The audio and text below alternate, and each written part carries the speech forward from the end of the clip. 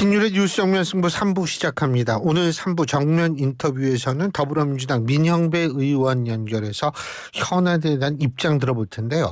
우리 청취자 여러분들도 민형배 의원께 질문하시고 싶은 것들이 있으시면 우물정 0945 샵 0945로 문자를 주시면 제가 대신 묻도록 하겠습니다. 짧은 문자 50원, 긴 문자 100원의 유료 문자임을 말씀을 드립니다.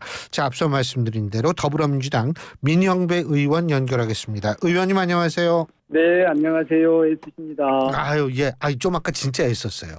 전화를 했는데, 이게 민 의원님 그런데 가만히 계시더라고. 그래서, 이게 안 들리시구나. 저한테는 안 들렸어요. 그죠? 죄송해요. 예, 예. 네. 글쎄 말이에요. 요새 바쁘시겠어요?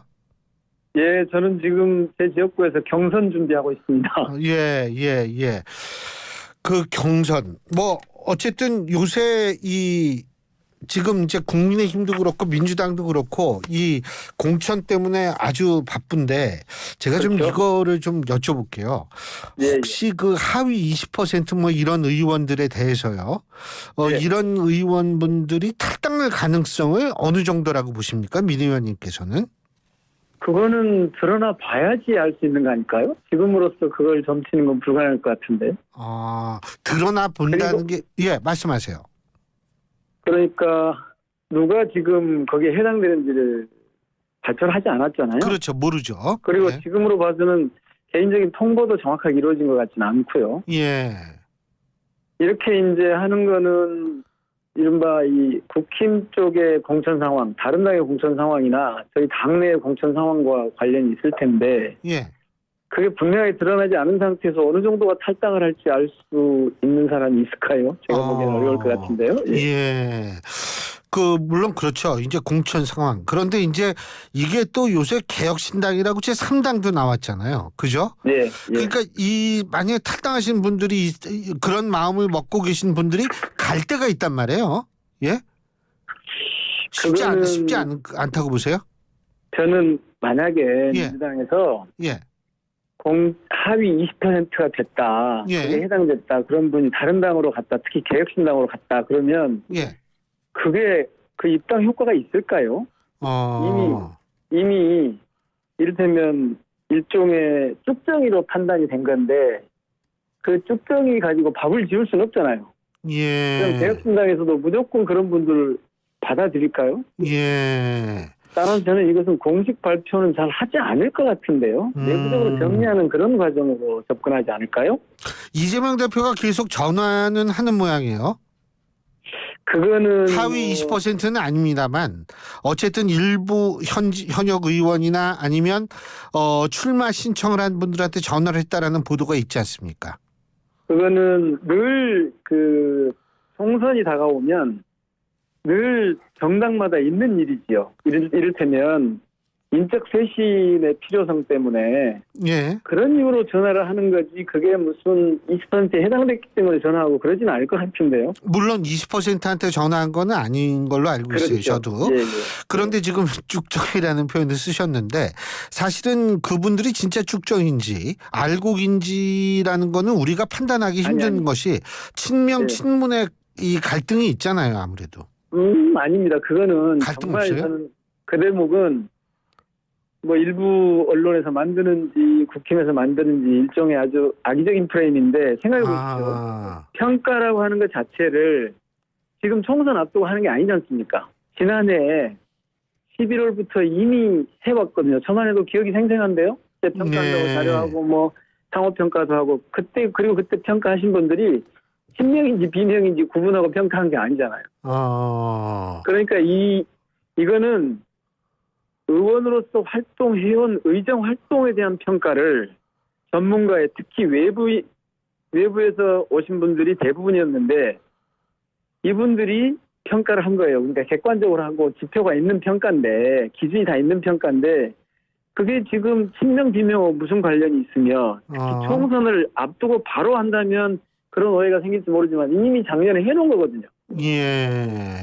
그러니까 그 논리는 저는 좀 적절치 않은 것 같습니다. 제가 이게 솔직히 여쭤보는 건데 그러면은 당내에 친명 비명의 갈등은 없다고 보십니까? 지금 특별히 드러난 건 저는 보이지 않은 것 같은데요. 그렇군요. 그러니까 총선을 앞두고 특히 예. 공천을 앞두고 너는 친명이니까 되고 너는 비명이니까 안 되고 이런 구분을 할 저는 만약 그런 지도부나 그런 공관이 있다면 그건 정말 정치에 대한 감각 자체가 정말 하수라고 생각합니다. 예. 지금 총선 앞두고 계속 통합과 단결을 강조하고 있는데 이 상황에서 친명 비명을 구분해서 갈등을 일으키려고 한다면 그건 민주당의 지도부나 이 공관위원으로 적절치 않죠. 예. 그리고 이 이재명 대표가 왜 그랬지 않습니까? 사술은 사부대 그러고 사순이 어떻다고 얘기를 하지 않았습니까? 다시 말해서 이 인적 쇄신이 필요하다라는 식으로 얘기를 했는데 추미애 전 장관 같은 경우에는 어떻게 되는 거예요? 그러면? 무슨 조치가 있었습니까? 제가 아니요, 조치는 없어요. 제가 여쭤보는 거예요. 사술은 사부되면 추미애 전 장관도 사술에 속한 것, 사순에 속하는 것인지 이걸 좀 어떻게 생각하시는지 여쭤보는 겁니다. 그거 제가 대답드릴 수 있는 부분은 아닌 것 같은데요. 예, 예, 우리가 흔히 하는 말이 있지 않습니까? 예. 나이가 많은 것이 문제가 아니고 그의 행위나 사고방식이나 상황에 대한 대응이 어떤 거냐 이걸 보잖아요. 예. 보수냐 진보냐를 가릴 때도 그렇고 젊으냐 그렇지 않냐 참신하냐 그렇지 않느냐를 가릴 때도 그렇고 그러니까 예를 들어서 지금 민주당의 중요한 총선의 그 과정에서 중요한 가치 중에 하나는 이 검찰 독재 정권과 맞서서 얼마만큼이나 잘 싸울 수 있을 거냐 혹은 이 검찰 독재 정권의 문제에 대해서 얼마나 잘 짚어내고 그래서 대안을 마련할 수 있을 거야. 이런 역량을 두고 봐야 되는 거기 때문에 예. 그런 점에서 이제 추미애 장관님 같은 경우는 일정 정도 이 역할을 경쟁력을 갖추고 있다. 그죠? 네, 그 역할을 할 수 있다고 보면 그런 분을 굳이 배제할 이유가 있을까? 그것도 이제 부태다 낡았다 이렇게 해가지고 배제할 수 있는 이유는 아닌 것 같은데요. 예, 알겠습니다.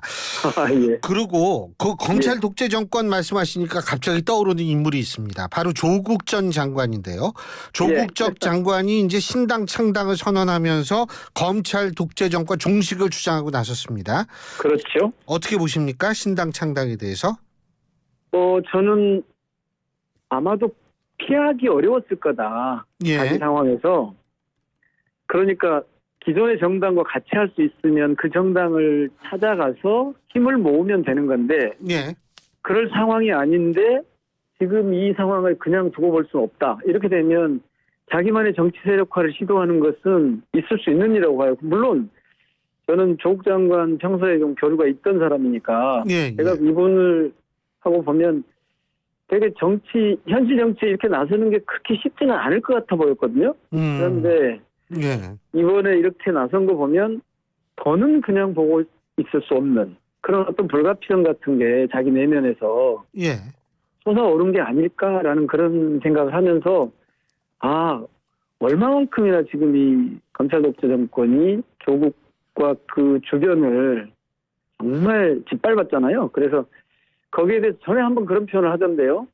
그 법률적인 방법이 아닌 그러니까 비법률적인 방법으로 대응할 수 있는 그런 고민을 하고 있다 그랬었는데 그게 저는 이 현실 정치에 뛰어드는 것으로 그리고 그런데 당장 같이 할 정당이 없기 때문에 독자적인 정치 세력화를 하는 것으로 그렇게 이해가 됩니다만. 예. 근데 여기서 이제 두 가지 여쭤보고 싶은 게 첫 예. 번째는 뭐냐면 어쨌든 조국 전 장관은 재판에서 실형 선고를 받았습니다. 2심까지요. 그죠? 네. 예. 근데 이제 이게 검찰 독재 정권이다 이렇게 얘기를 하려면 이게 결국은 사법부도 검찰에 같이 동조한다. 이런 식으로 이해를 해야지 이게 논리적 타당성을 얻는 거 아니에요? 아니 그거는 조금 다르죠. 다르죠. 우선 사법부의 판단이 최종적으로 지금 나오지 않은 상태이고요. 저는 그래서 최종적으로 나왔으면 또 좀 달랐을 것 같은데요. 그다음에 또 하나는 그 사법부의 판단이 자신이 감당하고 받아들일 수 있는 그런 판단과는 좀 거리가 멀었다. 그래서 이건 부당하다고 하는 게 있을 수 있죠. 사법부의 판단이 부당하다. 늘 우리 사법부가 제대로 판단만 하는 건 아니지 않습니까? 그러니까 이거는 검찰이 온갖 수사권을 동원해서 온갖 하여튼 할 수 있는 최대치로 높여가지고 이 공격을 해왔는데 이것을 자신은 발가벗긴 상태로 전혀 방어할 방법이 없었단 말입니다. 그런 상태로 법원에 갔기 때문에 법원에서도 그걸 대부분 이제 그 검찰이 의도한 대로 다 되지는 않았겠지만 어쨌든 최대한 조국 장관에 대한 공격의 수위가 높았고 그 수위에 그 모든 것을 법원이 그대로 인정하려고 한다면 그거는 자신으로서는 받아들일 수 없는 것이겠죠. 그러니까 법원의 판단을 전면적으로 부정하는 얘기를 저는 조국 장관에 대해서 들어보지 못했어요. 예. 그렇지만 온당하지 않다라고 하는 그리고 이것은 검찰이 만들어낸 어떤 그 범죄 혐의 이런 것들에 대해서 내가 용납할 수 없다, 받아들일 수 없다 이런 것 때문에 시작하지 않았을까요 싶은데요. 예, 그리고 또 한 가지 이제 일각에서 비판이 있는 게 뭐냐면 선거라는 게 명예회복 수단이냐, 예? 이런 얘기인데 그건 어떻게 보세요? 그런 비판을 할 수 있다고 봅니다. 그런데 만약 예. 역사적으로 볼 때 검찰의 지금 조국 장관에 대한 공격이나 재판 결과가 꼭 올바른 것만은 아니었다, 꼭 정의로운 것만은 아니었다라고 했을 때 이걸 그냥 지나간 것과 이걸 짚고 넘어가는 것은 저는 다르다고 보거든요. 조국 장관은 지금 그 후자를 선택한 거죠. 그러니까 이게 선거 과정이라고 하는 게 정치 과정이라고 하는 게 이 재판부에 대한 무슨 명예회복 이런 차원은 아닐 거고요. 검찰의 공격에 대한 부당한 공격에 대한 자기 방어 이런 것은 저는 정치장에서 풀어나갈 수 있다고 봅니다. 그러니까 사법적인 판단만 가지고 정치 과정을 논할 수는 없겠죠. 예, 알겠습니다. 근데 지금 이제 그 민영배 의원님 말씀하신 것에 뭐 이 공감하시는 뭐 청취자분도 계실 수 있을 텐데 중요한 것은 뭐냐면 그럼에도 불구하고 민주당은 왜 이 조국 신당과 거리를 두려 할까요? 거리를 두려 한다는 말이 정확한지는 모르겠습니다만은 예. 민주당 내에서 보면 불가피했겠다 혹은 민주당의 윤석열 검찰 독재 정권 투쟁에 이 확장 가능성이 있다. 그러니까 도움이 된다. 이렇게 보는 분들하고 아니야 이거는 총선 과정에서나 윤석열 정권에 대한 투쟁 과정에서 별로 도움이 안 될 것 같아. 라고 보는 시각이 저는 같이 있는 것 같은데요. 그러니까 어떤 분들은 응원하고 어떤 분들은 조심스러워하거나 약간 거리를 두려고 하는 뭐 그런 게 있는 것 같습니다. 네. 민영배 의원님께서는 조국 신당이 어떻게 같이 하는 게 도움이 될 거라고 보십니까? 어떻게 보십니까? 저는 크게 손해볼 일은 아니다. 민주당 입장에서 크게 불리한 상황이 생기거나 당이 직접적으로 손해볼 일은 아니다. 다만 이 연대의 수준을 어디까지 가져갈 수 있을까 혹은 연대할 수 있을까 이 부분은 좀 놔두고요. 일단 전선이 좀 확장되는 거 아닙니까? 넓어지는 거 아닙니까? 그러니까 우군이 다른 세력이 하나 더 생겨서 지금 윤석열 이 검찰 독재와 싸우는 거 아닙니까? 그런 측면에서 저는 긍정적인 측면이 있다고 봅니다. 아까 그러더라고요. 도움이 되면 좀 연대하면 더 도움이 되는 거 아니에요? 그거는 지금 조국 신당의 모습이 나타나지도 않았고 그리고 이 정당이 무엇을 어떻게 하겠다는 게 구체화되지 않았지 않습니까? 그러니까 제가 보면 박홍근 단장님 같은 경우는 조금 서둘러서 문을 닫는 듯한 그런 느낌이 있고 지금 통합비례정당 그 추진 책임을 맡고 있지 않습니까? 근데 이재명 대표 같은 경우는 조금 상황을 봐야 되지 않겠냐 그렇게 좀 열어놓고 있는 것 같은데요. 그러니까 누구나 정치활동에 자유가 있다라거나 단합과 연대의 가장 중요한 기준은 국민 눈높이라거나 이런 얘기를 하잖아요. 그러니까 이거는 조금 다른 내용이죠. 그렇지만 이것은 제가 볼 때는 우리 민주당이 선택지가 넓어지면 넓어졌지 이게 축소되는 거는 아닌 것 같다라고 생각합니다. 그러니까 결국은 뭐 나쁜 일은 아니다 이렇게 이해하면 되겠네요. 그리고 참 제가 이원욱 의원님하고 어젠가요? 그저께인가 인터뷰를 했는데 이원욱 의원께서는 이런 말씀을 하시더라고요. 뭐냐면 개혁신당에서 민주당의 표를 더 많이 흡수할 수 있다. 이런 식의 언급을 하셨거든요. 동의하십니까?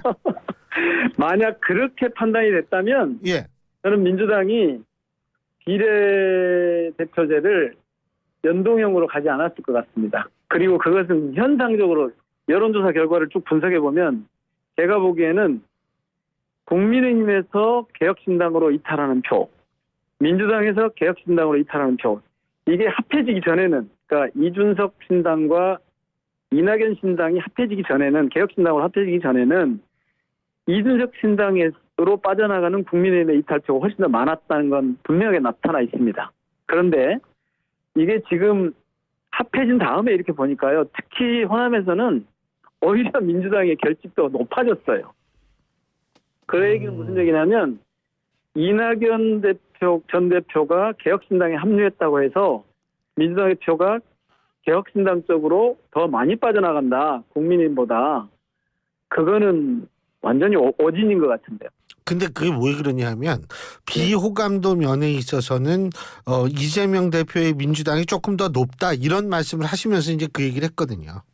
이재명 대표에 대한 비호감도를 얘기하는 것이지 민주당 지지에 대한 얘기는 아니지 않습니까? 그 이재명 대표, 예. 그거는 그리고 정당 대표로서 이재명 대표와 한동훈 비대위원장을 비교했을 때 예. 잘한다 못한다 이 대목에서 그런 조사 결과가 나왔었죠. 예. 그러니까 민주당 지지자들이 개혁신당으로 빠져나갈 유인이 국민의힘 지지자들이 개혁신당으로 이탈할 유인보다 훨씬 약해요.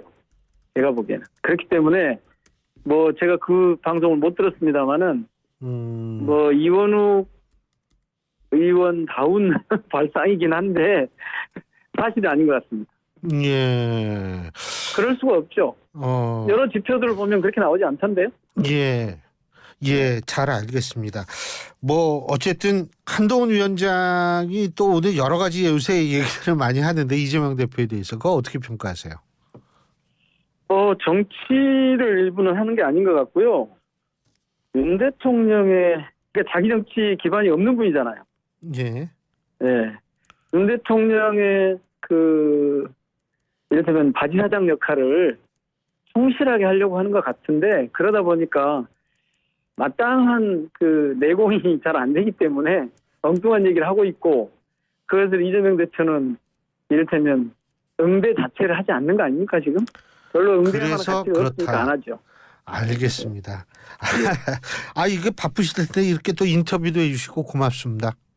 아닙니다. 예. 고맙습니다. 예, 오늘 말씀 여기까지 듣겠습니다. 고맙습니다. 네.